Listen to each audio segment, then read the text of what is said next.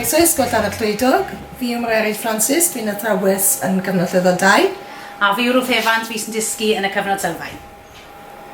Yn dilyn gwaith ar y thema trychfilod, sylweddolon ni a'r plant, mor bwysig yw rôl y pryfed yn y byd natur a phenderfynon ni wneud gwesti trychfilod yn y gymuned a buon ni gyda'r cyfnod sylfaen yn plannu coed ffrwythau hefyd.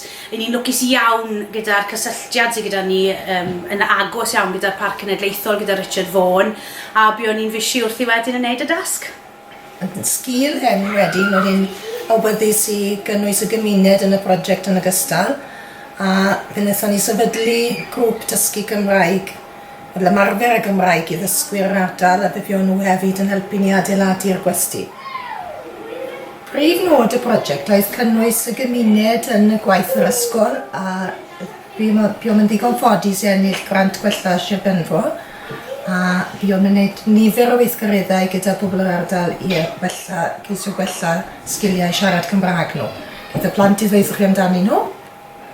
Rydyn ni wedi bod yn gwneud llawer o bethau drwy'r flwyddyn yn cynnwys wneud y gwesti trychfilod, gwyniodd cases, gwneud addeuniadau nadolig, dathlu dydd Gwyl Dewi, buon ni'n gwneud taith yr iaith lawr yn y festri, nathon ni diwrnod siomai, a taith gerdded gwmpas y cwm.